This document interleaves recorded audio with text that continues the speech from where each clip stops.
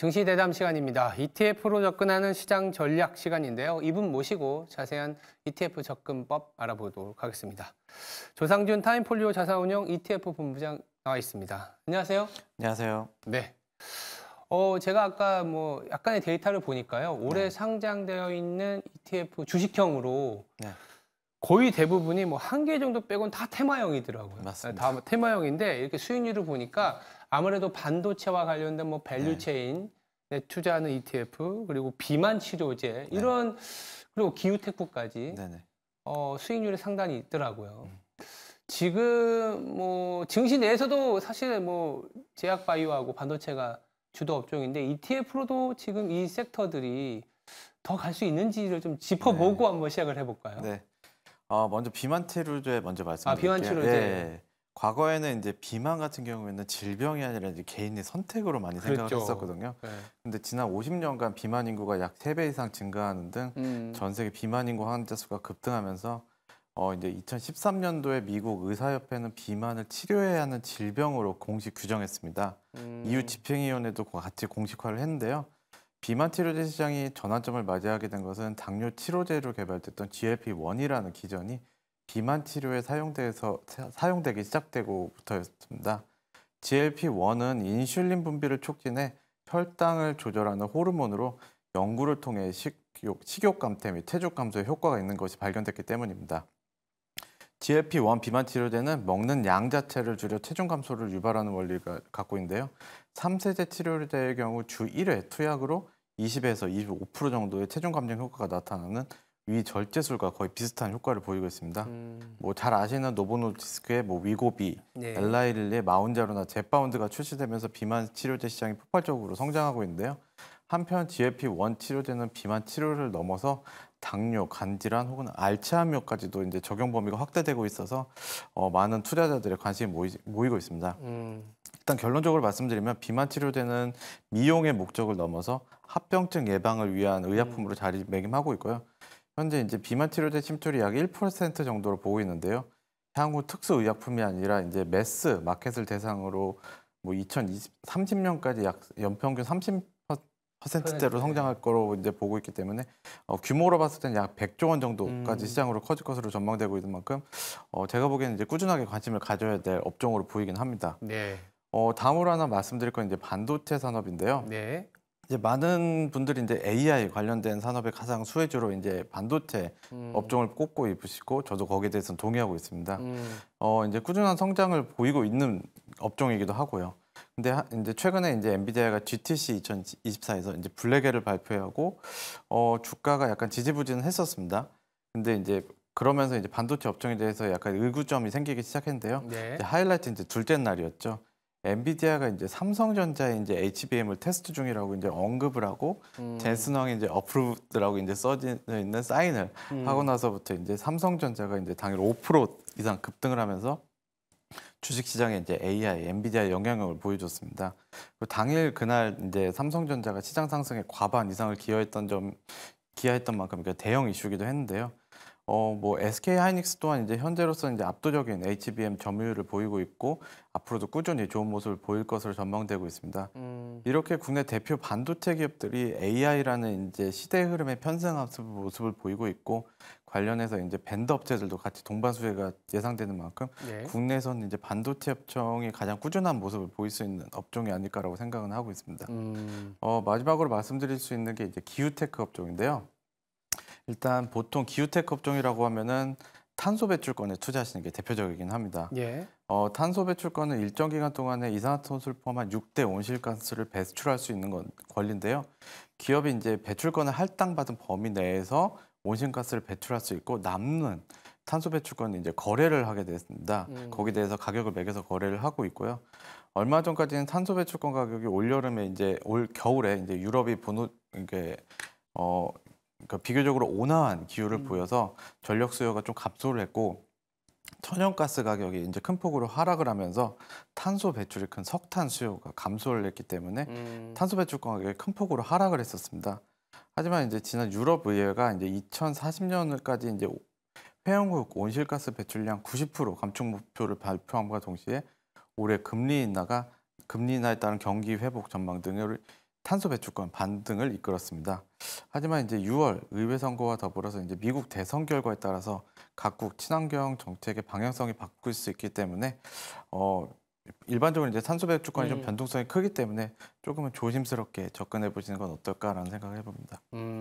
오래전서 이제 테마형 ETF가 많은 출시에 주를 이루고 있고 그 중에서도 비만 치료제하고 이제 반도체와 관련된 ETF들의 수익률, 더불어서 기후테크와 관련된 수익률도 좋은데 반도체나 이제 비만 치료제 같은 경우에 성장으로서의 가치가 계속될 거라고 보지만 이 탄소 배출권과 관련된 ETF는 저도 이제 보면은 유럽의 산업 생산, 그러니까 유럽이 경기가 좀 좋아져야 되는 부분들도 있기 때문에 조금은 이 세 개의 카테고리에서는 좀 메리트가 떨어지는 그렇게 이제 정리해 볼 수 있을 것 같고, 그리고 이제 그 최근에 이제 금리와 관련해서 우리가 채권 투자도 많이 하시지만 이제 상장된 ETF 중에 리츠를 보시는 분들도 계세요. 맞습니다. 어떤 측면이냐면 원래 제약바이오나 비만도 이제 제약바이오로 보면 반도체도 금리가 좀 뭐랄까 상단에서 좀 이렇게 하락할 때 좋아지는 섹터지 맞습니다. 않습니까? 최근에 좀 좋아졌고요. 근데 상대적으로 부진했던 게 이제 리츠예요. 맞습니다. 근데 리츠가 이제 부동산도 연결되어 있다 보니까 부진했었는데 최근에는 뭐 배당에 대한 개념과 금리가 고점을 본 거 아니냐. 그럼 이제 리츠도 좀 해볼 만한 타이밍이 아니냐 이런 생각도 가지고 그러니까 수익도 좀 아직은 저조하니까 어떻게 생각하세요? 네, 저도 거기에 대해서는 일정 부분 동의를 하고 있습니다. 금리에 상당히 예민한 상품이긴 한데요. 왜냐하면 이제 리츠 자체를 어떤 거냐고 설명을 먼저 드리면은 리츠는 이제 부동산이나 부동산 지분에 투자를 하면 그렇죠. 운용하면서 매각 수익 혹은 배당 또는 자녀 재산 분배 형태로 이제 수익을 지급하는 금융 상품입니다. 최근 이제 말씀해 주셨던 것처럼 금리 인상 우려에 대해서 최대로 타격을 받았던 게 이제 리츠인데요. 최근에 이제 고금리 장기화에 충분한 대비됐다는 평가가 있으면서 향후 금리 하락 시 수혜를 누릴 수 있는 충분한 모습을 보이고 있습니다. 역사적으로 이제 리츠는 금리 변곡점에서 주식이나 실물 시장 대비 가장 먼저 그리고 최대의 상승폭을 보여왔는데요. 특히 국내 리츠는 ETF에 재간접 리츠 투자가 허용되고 배당 확대법 등으로 리츠의 수급과 배당 여력이 상승한 상황입니다. 국내 상장 리츠가 23개로 늘고 시가총액도 커지며 다양한 리츠 ETF도 출시되고 있는 만큼 중장기적으로 이제 투자를 고려할 만한 시기라고 볼 수 있을 것 같은데요. 국내 상장된 리츠 ETF는 국내형과 해외형을 나누며 국내형은 4종목, 해외형은 8종목이 상장되어 있습니다. 국내형 리츠 ETF는 모두 분배금을 지급하는 형태고요. 기초자산을 직접 보유하는 형태로 운용됩니다.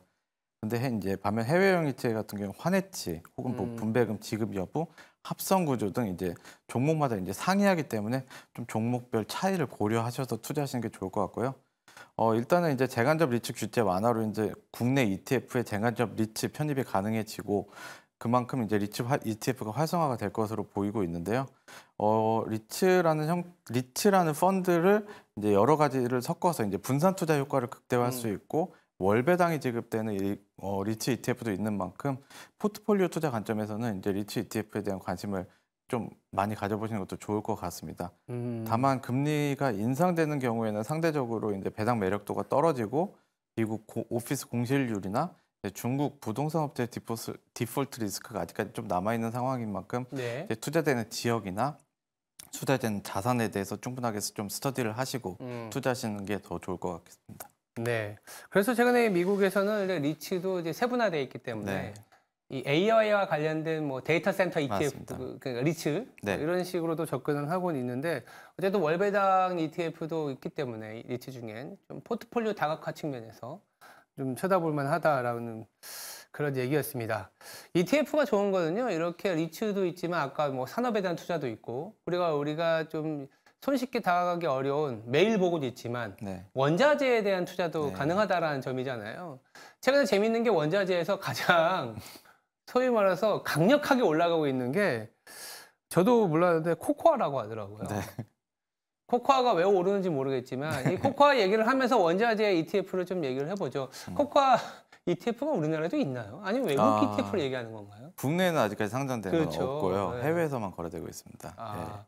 지금 그러면 코코아 시장에 대한 얘기를 함께 부장님이 보시기에는 지금 원자재가 안 그래도 원유 기업들, 그러니까 원유가 이 유가가 많이 올라와 있잖아요. 그리고 금도 상당히 조금 레벨로 올라오고 있고 메탈 가격, 구리도 최근에 이렇게 네네. 돌아서고 있어요. 그래서 원자재 전반에 투자하는 ETF도 있거니와 네. 그리고 뭐 코코아를 비롯해서 다양한 이제 원자재형 ETF들이 있는데 이 부분에 대한 설명과 조금 더 네. 유념 있게 쳐다보고 있는 원자재가 있다면 말씀 좀 부탁드릴게요.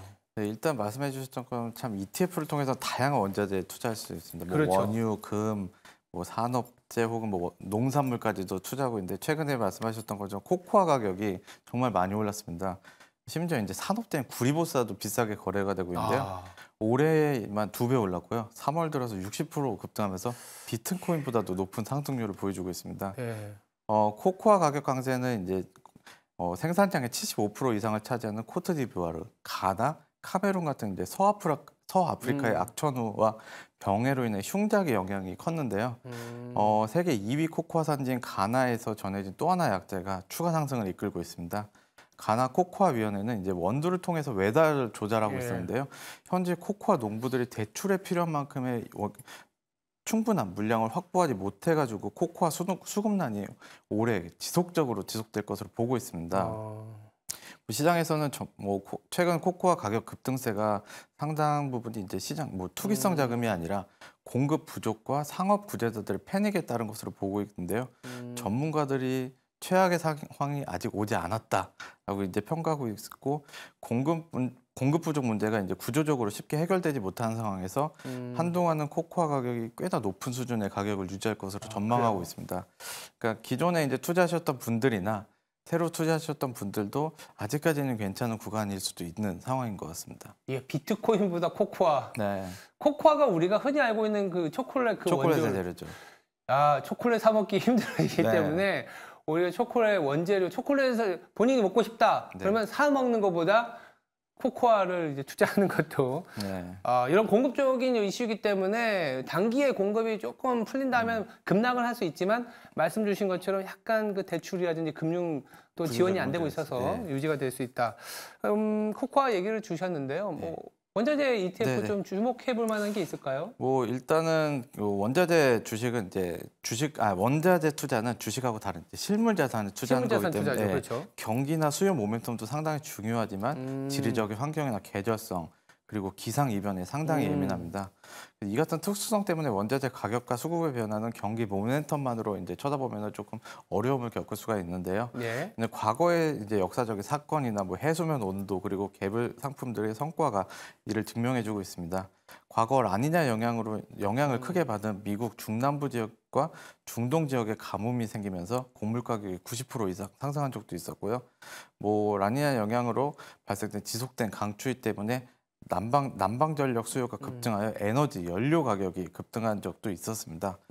올해는 해수면 온도가 평소보다 이제 낮게 유지되는 라니냐 발생 시점이 생각보다 앞당겨지고 있는 만큼 관련된 에너지와 곡물 그리고 그 산업 금속에 투자하는 ETF가 좀 유망하지 않을까라고 전망하고 있습니다.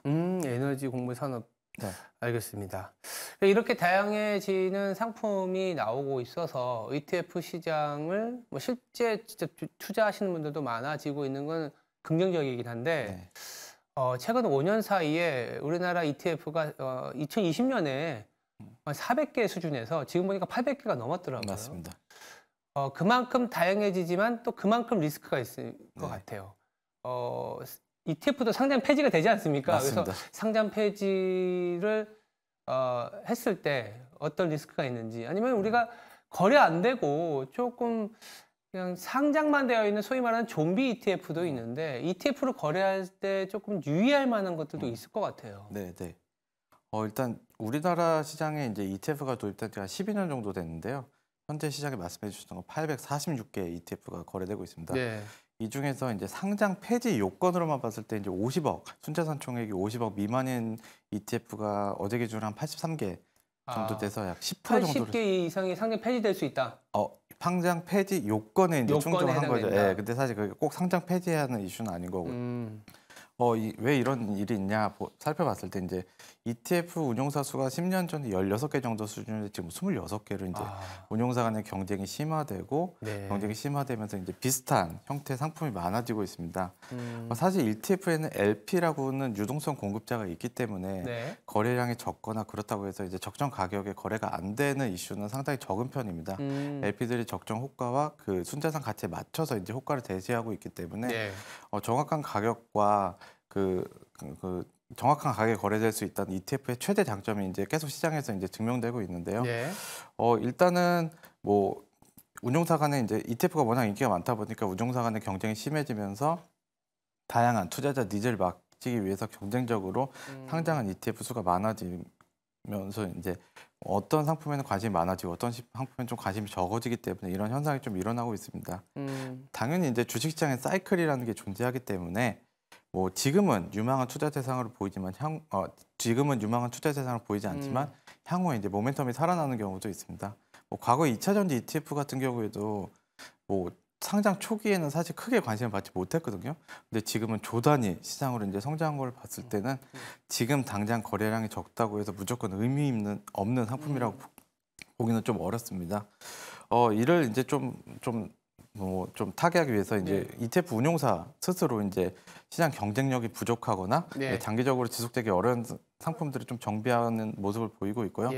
거래소나 금감원 또한 이제 뭐 여러 가지 연구나 이제 연구 용역을 통해서 뭐 좀비 ETF라든지 이런 부분들을 좀 줄여가기 위해서 노력하고 있는 만큼 시장엔 이제 조금 더 이제 괜찮은 상품만 더 남지 않게 될까 생각합니다. 네, 알겠습니다. ETF에 대한 생각은 여기까지 들어보면 될 것 같습니다. 지금까지 조상준 타임폴리오 자산운용 ETF 본부의 부장이었습니다. 감사합니다. 감사합니다.